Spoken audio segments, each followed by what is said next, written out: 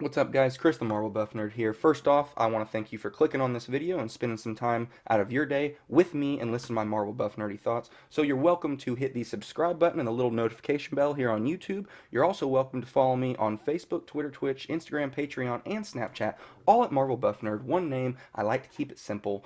This is going to be the spoiler chat. I have a lot of notes for WandaVision Episode 6, the Halloween Spooktacular. We are officially 2/3 through the way of WandaVision now. Next week starts the third act. Things are ramping up. I have to get my thoughts out there that are in my mind. So, this is going to be the comprehensive kind of spoiler breakdown. Not exactly just a scene by scene. We try and keep it a little short. But, like I said, I've got a lot of notes from the whole damn episode. So, we find ourselves right off the bat in like a late 90s, early 2000s setting with a Malcolm in the Middle opening credits. Very, very much just exactly Malcolm in the Middle. It was really enjoyable. You know, it's starting to harken back in times like sitcoms I remember because I was born in 92, so it's starting, like I said, to get in late 90s, early 2000s, things that I can actually remember being on TV. So personally, it's a little bit more of a payoff. I've enjoyed every other episode up to this. I've enjoyed all the time period pieces because I enjoyed time period stuff anyway. But it's a little bit more rewarding now that we're getting into the modern era where there's more payoffs and things that I might recognize and whatnot. So if you're around my age, 30 years old or so, you're starting to feel that same way now. Like, oh, okay, now we're getting into the modern era. Cool. And we pick up the boys, they're coming down and Billy's talking to the camera, fourth wall breaking, just like Malcolm in the Middle. The boys are very much infatuated with Uncle Pietro. He's snoring on the couch, and they're like, "Oh wow, he even snores cool." And they're like, they're like, "Oh, don't wake him." And one boy's like, "Oh, you just say that because you're scared of him. You think he's a vampire or something." And it's played for laughs, that line is, but I think, that could be like a dual meaning line for Pietro. Like, we don't quite know who or what he really is. And so I know the boys are playing around about that, but like this is a show that we know every line may have an ulterior motive. So you're a geek and a fan like me, and if you are and you clicked on this video, you're probably really into this shit. So you hang on to every line, and you're like, wait, does that mean something else later? Like, who is he a vampire? Like, oh my goodness. So he wakes up, he scares him, he's playing around with him, whatnot, having a good time. Wanda comes down the steps in her Scarlet Witch comic book outfit. Looks awesome. We get a joke from Billy or Tom. I cannot remember which one of the boys says it. He's like, "But mom, are you old Red Riding Hood?" And she's like, she takes it in stride, because he doesn't really mean it as meanly as it can sound. She's like, "Well, I am a Sokovian fortune teller." And and Tommy's like, "That is so rad." And Pietro's like, "No, it's lame." And then Tommy immediately is like, "Yeah, it's lame. It's lame." Because they love Uncle P. They love Uncle Pietro. He's the cool sitcom-y uncle, that we all want to be. And then we get Vision coming down. And Vision he doesn't look cool and badass like Wanda does in her comic book outfit. Because hers is hot. And, like, she can pull it off really well. Vision's just looks like a cheap Dollar General luchador outfit, like a bullfighter. And that's the joke they make. She's like, "Oh, thanks, honey, for wearing this." And he's very passive aggressive at this point. He's like, "Well, it was the only clothes in my closet." And she's taken aback by his passive aggressiveness. But then he's like, "Oh, darling, you're so incorrigible." And then they have this cutesy little playback where he's like, "I know you have a hot thing for, Mexican bullfighters," or something like that. So they play it for laughs. It's funny. And right off the bat, Vision is going to start going off script, and Wanda doesn't like that. Vision's like, "Well, all right, I'm off for neighborhood watch night. It's Halloween." And she's like, "Oh, wait, that's not what I had in mind for you." Basically, that's what she's getting at. She's like, "That's not what I had planned for you. That's not what your role is this episode," basically, is how she feels.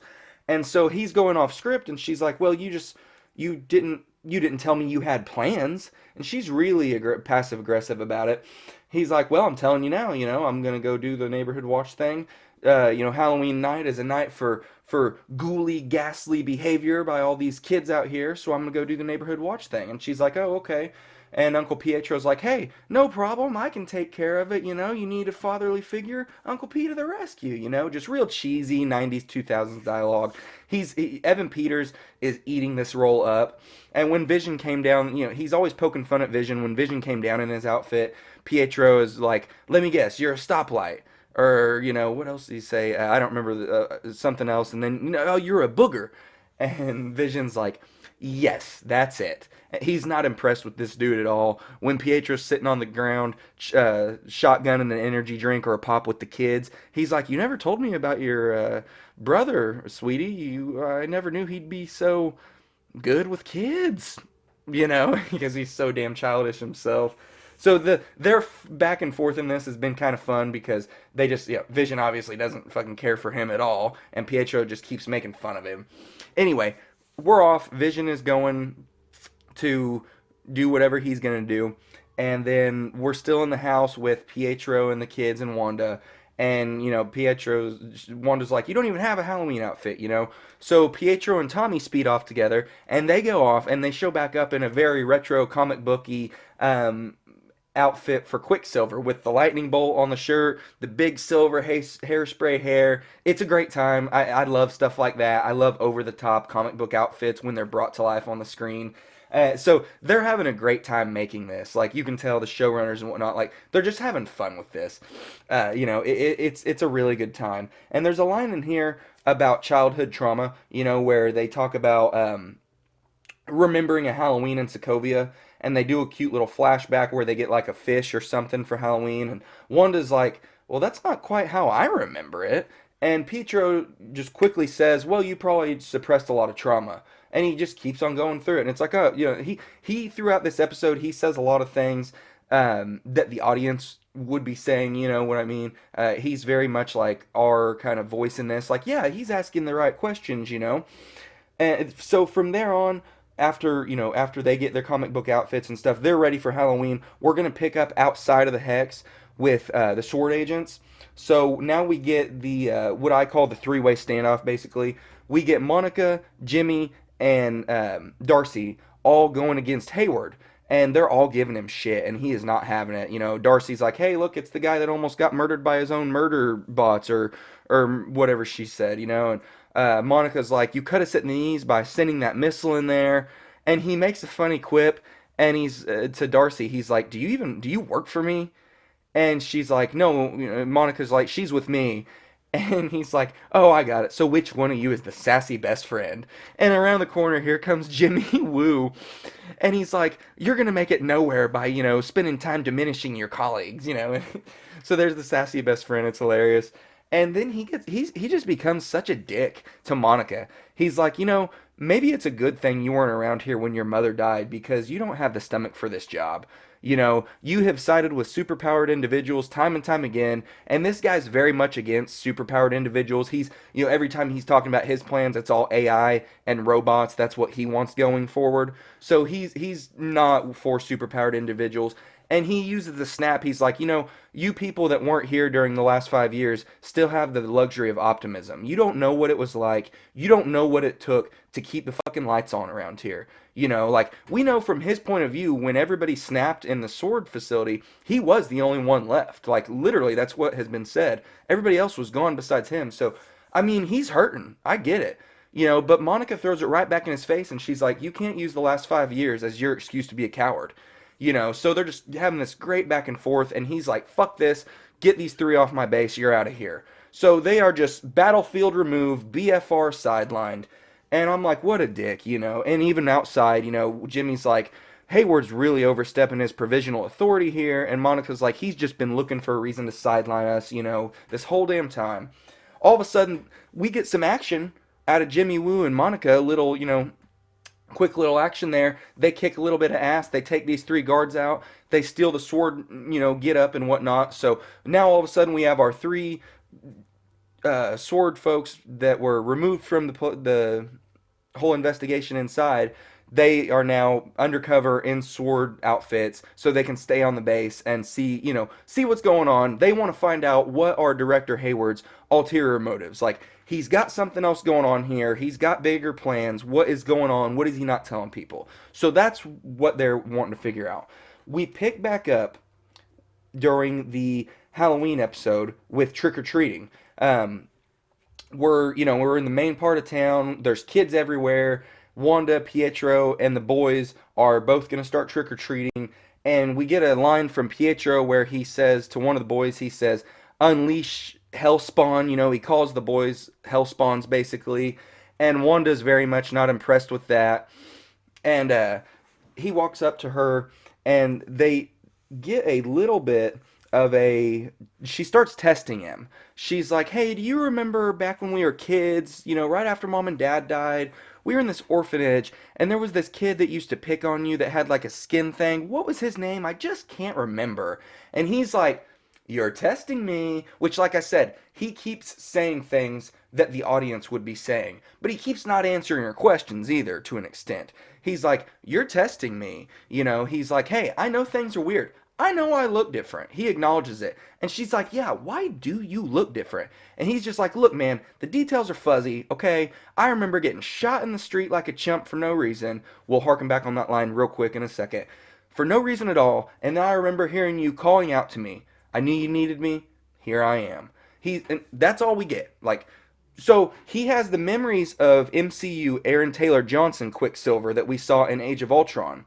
But then I hated that stab. Like, it's almost like the writers wrote that line to be a stab at Joss Whedon's movie when they said, I remember dying like a chump in the street for no reason at all. Because he didn't, if you remember back to his death, it was for a reason. It was deliberate. Like, he died to protect Hawkeye and an innocent child to get them off of Sokovia before the whole place fell down. So it wasn't for nothing. It wasn't for a chump. So when I heard that line, and I've heard it 3 times now because I've rewatched the episode twice, every time I hear the line, it just doesn't sit that well with me because I like Age of Ultron, and his sacrifice, anticlimactic as it may be, it still held some weight because he saved Hawkeye and he saved an innocent kid. So that was just a weird line, real quick, whatever. On to the next thing. So we get all that.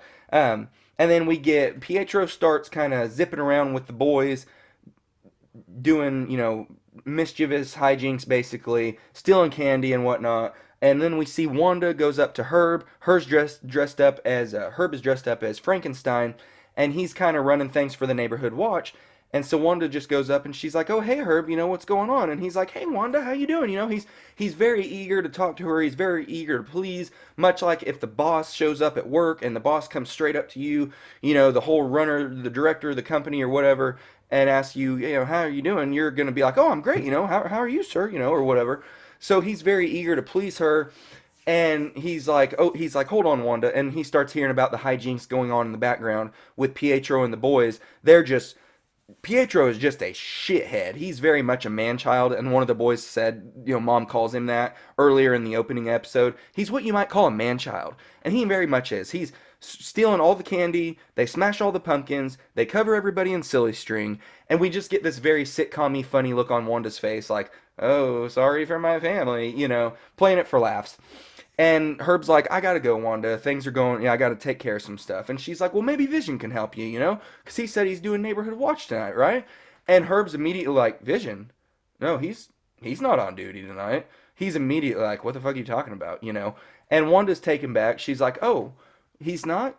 I thought he said he was." She's just like, "Well, what the hell is, if he's not doing this and he went off script, then where is he at?" She's very much like, "What is he doing? He's not under my thumb." And Herb is like, "Is there something I can do for you, Wanda? Do you need something changed?" Referring to her much like Agnes did in the previous episode, like she's the director of a movie set. He's referring to her like she's the director of the movie set, which she is. It's her sitcoms, and he realizes that. Like, she's the one in charge. So he's like, "Yeah, do you need something changed or anything?" And she just plays it for laughs, plays it off. "Oh, no, no, it's okay, it's fine." We pick up with Vision. All of a sudden, where's he at? He's going towards the edge of town. He's trying to get as far away from Wanda and what she's doing as he can to see, outside of her immediate grasp on things, as he suspects, how things are. So we get from the trailer, like, this is one of my favorite scenes from all the first look trailers and everything we've gotten for WandaVision this whole time, the past year or whatever, where we get during the Halloween episode trailer, we get the lady hanging clothes up on a clothesline. So we get that fleshed out, and it's so fucking creepy. It kind of makes your skin crawl for a second because they keep the Malcolm in the Middle hijinks music, the cute little boop, boop, boop, boop sitcom music going on during this episode for a while. even when things start getting eerie. And they keep this music in the background, and Vision looks, all the kids are kind of walking around him still, but he looks over, and we get the clothesline lady, and she's stuck in an endless time loop of just trying to hook this clothesline. That's all she's been doing for weeks now. I mean, that's it. And we have her husband in the background, and he was either setting down a pumpkin jack o' lantern or picking it up. Whatever the loop is, he's just stuck in this loop. So these two people are stuck in this loop of doing these two glitchy, like non-playable character NPC video game things, basically, because they're far enough away from Wanda that her immediate magic is so it's taken up by her dealing with the boys and everybody in her immediate vicinity. She can't spend any resources anymore on these people out here and even give them a task line to do like a character in a video game. They're just glitched out, stuck in the same place because she can't do anything more for them. And the most horrible thing that gives it super creepiness is while Vision keeps looking at them with this weird look on his face because he's like, what the hell's going on here? The lady, like, we find out that these people are conscious. The lady is shedding a tear. So we find out that these people are conscious enough on some level inside their head to know that they're being held here against their will and know that they can't do anything about it and they can't even think about leaving. But they're conscious enough to realize all this, so they're still hurting inside because she knows that she's stuck in this reality forever and it may never change for her and there's nothing she can do about it. So it's this conscious person stuck in this non-playable character glitchy body basically, and it's just horrible to think of the control you don't have and that they don't have. And so that tear that she sheds is just so creepy because they keep the sitcom music playing in the background. And it's like, oh my goodness. And so to up the creep level here, this is where we get our big commercial for this episode, which is the Yo Magic commercial, which is what the fuck. It starts out innocent enough as a 90s claymation commercial, like a Go-Gurt ripoff. And I was actually smiling during the first few seconds. I was like, "Oh, this is funny. It's a Go-Gurt ripoff." And the shark's like, "Oh, I after I get my Yo Magic, I can hang Finn, bro." And it's a real broy cute commercial. And I'm like, "Oh, this is cool." But what's gonna happen? Because all these commercials we know are weird and they have a creepy undertone. So we get this kid that's starving on this island, and he's like, "Can I have some of that?" And the shark's like, "Sure thing, little dude." And then the shark fucking bails. And immediately after the shark bails, this kid can't get the thing of Yo Magic yogurt open. So it does a time lapse over, like, I don't know, a week. And we see this kid dilapidating and turning into like a gaunt human as he's trying to open up this sustenance, this yogurt, and he dies. It just the time lapse goes in just a few seconds from this healthy little, or not healthy, but this stranded little kid trying with a glimmer of hope trying to open up this yogurt to he just dies because it didn't help him. And it says Yo Magic, the snack for survivors. And it's like, what the hell did I just watch? And this is still part of the MCU? Okay, man. Like, it's just so weird and creepy, and because it's claymation-y, so you think it's just gonna be fun the whole time, and then the kid dies. It's like, oh shit, man. And it's saying that like even magic can't fix death, basically. We're getting all these extra undertones, obviously. Let's see. Then we pick back up with we're back in the Halloween town. We're on the square, and in the background, you'll note that the two movies playing on the movie theater are The Incredibles and The Parent Trap. The Incredibles, I want to say, came out in like 2000 or 2001, and The Parent Trap it was right in that area. So it seems like this episode is kind of bleeding. Like we thought it was going to be a strictly 90s only episode, but we're getting a lot of stuff that was actually early 2000s. So it's kind of just a bleeding, kind of like late 90s, early 2000s episode. So just little things like that that build the world and the setting behind us. I noticed, oh, what movies are playing at the theater? Oh, those aren't mid 90s movies, so I pick up on that right off the bat. Just something to pay attention to. And then we were talking about, oh yeah, they start talking about the accent and stuff, and that's actually I talked about the details are fuzzy scene earlier when she starts testing him the first time, but we actually get the details are fuzzy scene in this interaction between the two of them when she's like, where's your accent? And he's like, where's yours? He just, I love how he just throws it back in her face, because the where's your accent thing has kind of been like an ongoing kind of joke with fans in the community and the MCU community with Wanda. Like, she has the accent sometimes and sometimes she doesn't. It fades in and out. Where is it? Where is it not? And it seems like they're kind of playing it like when she's full blown, like more evil, going back to like her roots of Scarlet Witch. Seems like that's when the accent comes through. But when she's trying to be like the new age Avenger Wanda, that's, nice and loving and the family lady, she obviously doesn't have the accent. So that's where, we get the details are fuzzy thing about how Pietro came back. And then she keeps mentioning to the boys when they talk about going to trick or treat and stuff. She's like, "Don't go past Ellis Avenue," and Ellis Avenue, and they're like, "Yeah, we know Ellis Avenue." So it's like, oh, that's important, so that's gonna come into play.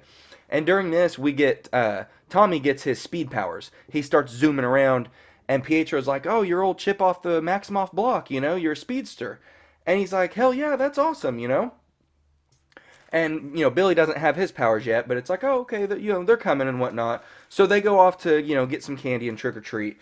Now we pick back up with Vision. Vision has made his way pretty much to the outskirts of town, and he at this point he's in a cul-de-sac where nobody is moving anywhere. But to zoom in on the cul-de-sac thing, we do get Monica real quick. We pick up with Monica, Darcy, and Jimmy. They're in the sword base and they're seeing what Hayward's up to. They discover that Hayward has trackers on everybody inside the hex, the Westview anomaly, and he has one tracker on Vision that's labeled the asset. So very much we know that Vision's important to Hayward, and he wants Vision for some reason, or he's tracking him for some reason, but he labeled him the asset. So there's something going on here that very much he wants Vision. We think it could be, there's a fan theory I saw going around, which I do kind of like, I'm not sure, but where, since we know Hayward is so AI and robotics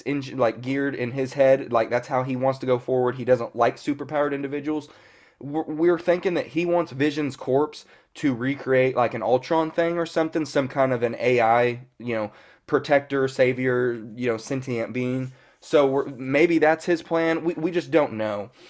So when we see this, though, they zoom in on Vision, and they're like, "What's he doing?" And so we pick up with him in this cul-de-sac where he's very close to the edge of the anomaly, and nobody in this cul-de-sac's moving. Everybody's just frozen in space, in time.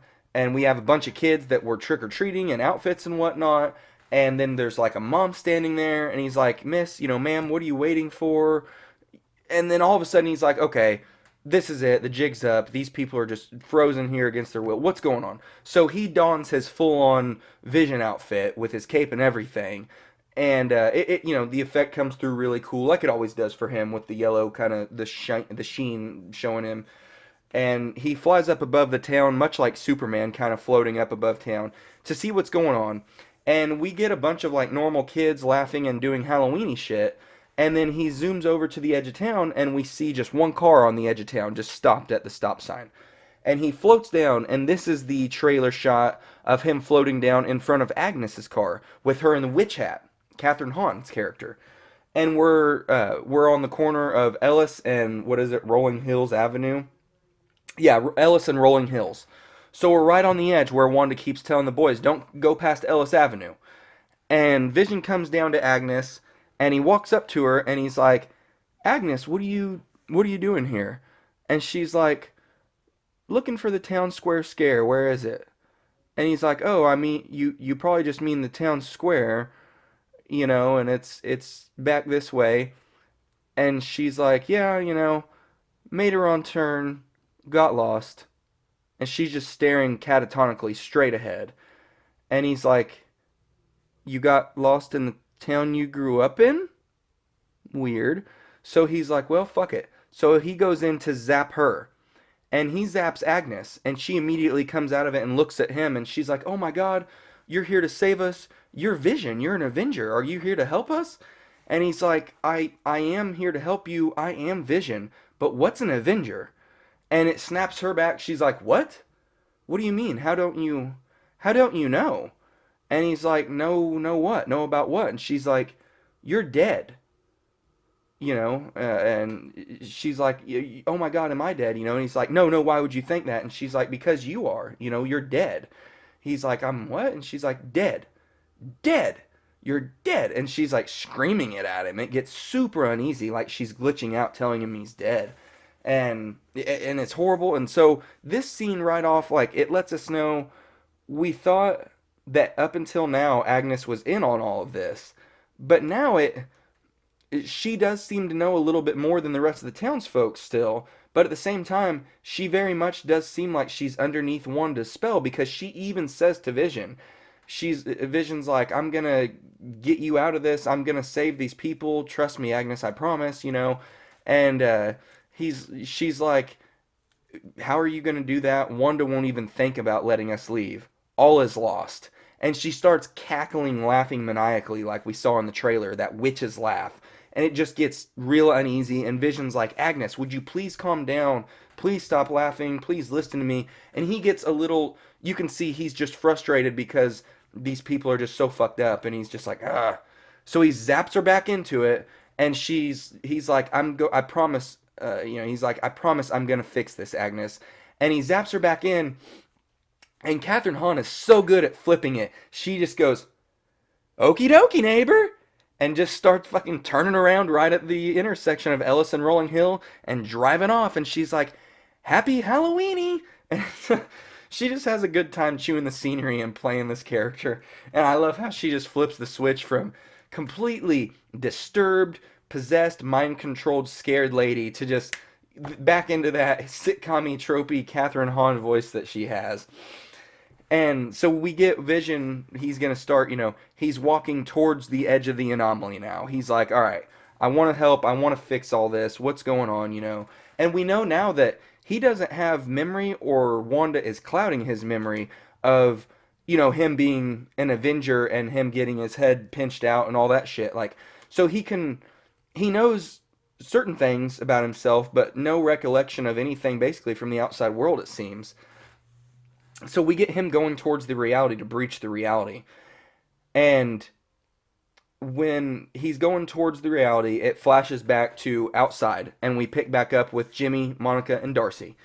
And they're all, still trying to figure out what Hayward's got going on. And Monica's like, sweet, boom, got it. My way back into the Hex is going to be here within an hour. I just got to meet my guy over the bridge or over the ridge or whatever it is. So her astrophysicist buddy guy, whoever it's going to be, whether it's going to be Rhodey or it's going to be one of the Skrulls or it's going to be Reed Richards, whoever it's going to be, we don't know yet. Hopefully we'll see that next episode. But so she's like, we got to go get this, whatever he built for me. It's my way back into the Hex. And Darcy's like, well, no, I don't want to leave. I want to stay behind because I still want to crack this code and see what Hayward's up to. And so Jimmy and Monica are like, all right, cool. We're going to go ahead and go meet this guy. As soon as you get done doing what you're doing here, you let us know, you meet up with us. You call us. We'll let you know exactly where we're at. And, we'll meet up. It'll be good to go. So, okay, sweet. Flashback, all of a sudden, Vision's trying to breach the reality. And everybody's like, holy crap, what's going on outside now? So they all go outside to start watching this. Darcy realizes it too late. And she's like, right before Darcy walks out of the tent or whatever, she's like, Hayward, you son of a bitch. Like, she finally figured it out. So whatever he's got going on, whatever her big ulterior motives are, she figured it out. So we snap back right as Vision's gonna breach. We snap back and we're back into Halloween Town again. And they start talking about the whole reality, Wanda and Pietro. And he's commending her. He's like, wow, I gotta give it to you, sis. Like, what you've got going on here, this is just crazy. And he's like, I think Mom and Dad would have loved it. And she's like, oh, you know what? You're right, I think they would have, So they get to share a little bit of a cathartic experience there, and it was kind of nice and heartwarming. And they start talking about, like, he's like, how did you do this? I'm really impressed with the whole ethics of this scenario. And real quick, though, he's like, where have you been hiding the kids? And when he says that, it's like he zaps out of his, like, real easygoing Pietro personality, and he's, like, real just sinister, and it's like he's got super black eyes. He's like, where have you been hiding the kids? And she's like, what? And he's like, oh, yeah, yeah. And then he's, all of a sudden bounces back into his playful mode, like, oh, no, no, I'm just saying, where they been at? You bring them out for a mandatory, Halloween cameo. I get it. She's like, no, well, I didn't do that. What are you talking about? And he's like, well, considering, you've really thought this scenario out. You've considered the ethics of everything pretty well. She's like, what? What do you mean? And he's like, well, you kept families together. Pretty much, what's under the surface is almost close to the same thing that you have people being portrayed. People got better haircuts. Some people got better jobs. He's like, I'm actually really impressed with all this. This is crazy. She's like, you don't think it's wrong? He's like, no, no, it's great. This is what you're doing. And so it seems like he's kind of just he's reassuring her to an extent that like, oh no, this is great. I'm impressed. You're coping with this so much better than I thought you would. This is such a big step up from, giving people nightmares and shooting little red wiggly woos out of your hands. And then he's like, but how did you do all of this? And she's like, I honestly don't know. She's like, I just remember feeling alone and empty and just endless nothingness inside. And as she's explaining this, she turns her head away from Pietro. And when she turns back around, we get this week's little tinge scary zombie moment because we get zombie Pietro, who's filled with bullet holes and dead with blood coming out of his mouth, gray face, gray eyes, just like zombie Vision. And she's like, oh my God. And he's like, zaps back, all of a sudden he's normal again. And he's like, are you okay? And she's like, yeah. He's like, okay, sure. So we have this, he's a different version of Quicksilver and different version of Pietro, but he shares the Aaron Taylor Johnson memories and also shares the death, like, he got killed the same way. So we're just seeing, I don't know if it's just the multiverse is just overlapping with itself because Wanda is just rewriting things so much, and I'm not sure exactly what's going on in the background with Pietro. I know that we're going to find out more in the next few episodes. I know that that's one of our biggest questions still. So I'm not sure exactly yet what his ulterior motive is going to be and whatnot, where it's all going to come into play. But I'm obviously really excited. It's weird that he has the memories of the Aaron Taylor Johnson Pietro, but still he remembers some things differently because he's still the Evan Peters Fox Universe Pietro. So it's just, where does the line stop and start? And it's just this black and white. It's not black and white. It's just this huge gray mess, really. We flashed back to Vision actually breaching the hex, and everybody runs out to see him doing it. They're all watching in awe, and like he's literally fighting for his life to get outside of this because Wanda's powers are keeping him inside so much that he's fighting, he's grunting, everything he can do. This thing is just pulling and peeling at him. It starts breaking him down and literally killing him and destroying him, and he falls to his knees because he's running out of energy. And Darcy runs out and she's screaming. She's like, help him. Why aren't you helping him? He's dying, And all he can do to help the people inside that he wants to help, he can't break the reality. He can't do anything inside of it because Wanda's in charge and everything. So the only thing he thinks he can do is get out of the reality to tell these people outside to come in and help. But he can't breach it. Even he can barely get out the words, the people need help, because he's straining so hard. And they're all just watching in awe, even though Darcy's running and she's like, help him. She gets handcuffed because Hayward's like, oh my God, I don't want to deal with this. And he's like, wow. In like a weird, smirky, like with a mesmerized face, he's like, he really does want out, doesn't he? So it's like, what are you doing here, man? What is going on? Vision crumples to the ground. He can't make it. He pretty much all he could get out was, the people need help. And then he starts just looking at himself literally falling apart and disintegrating. And we watch Vision die for a third time on screen, which sucks because we've already watched him die twice, and those both sucked. So it's just tugging at your heartstrings if you love Vision and you love Paul Bettany like I do. We watch him die for a third time on screen, and we flash back, and Billy is getting his telepathy powers. And he all of a sudden, he's seeing what's going on. He can see his dad dying. He sees some soldiers. He's screaming bloody murder. Mom, you've got to help Dad. Oh my God, something's going on. She's like, what is going on? Where's your father at? He's like, I can't see. I can't tell. there's soldiers and they think he's dying, and Pietro makes just a joke. He's like, "Don't worry, it's not like your dead husband can die twice." And she gets pissed off, turns full blown Red Scarlet Witch, blasts him back, and he said that in front of the boys. He called Vision dead in front of the boys. So the boys look at her because they're like, well, there's so much going on for them. First off, they just heard Uncle P say their dad's dead, and then they saw their mom blast him back out of anger when he said that. And like I said, Billy's like, they think he's dying. She's like, I need you to focus. And she just goes full blown, the most powerful we've ever seen her. She freezes everything around her. Her eyes go full glowing Scarlet Witch, Homelander, evil red. And she just increases the size of the hex by, it looks like fucking tenfold. I don't know how much, but she engorges so much. She engorges the entire sword base. The only people that make it out of this are Monica, Jimmy, and Hayward, and the two random sword agents that were in his SUV. Everybody else gets sucked up into the anomaly. Darcy was still handcuffed, so we get her sucked in right before she goes in. She's like, oh, fudge. So we know that she's going to be getting rewritten now, at least once, because she just went inside the reality. And all the sword base, Wanda turns it into a carnival circus. She turns a military helicopter into a hot air balloon, and she turns all these agents into mimes and clowns, and she turns all their work tents and barracks into circus tents. She turns their their big heavy equipment trucks into funnel cake trucks, and it's funny to see her rewriting the reality again into this funny thing. But it's crazy because of the extent of how far it goes, and it sucks Vision back in. Vision's alive again.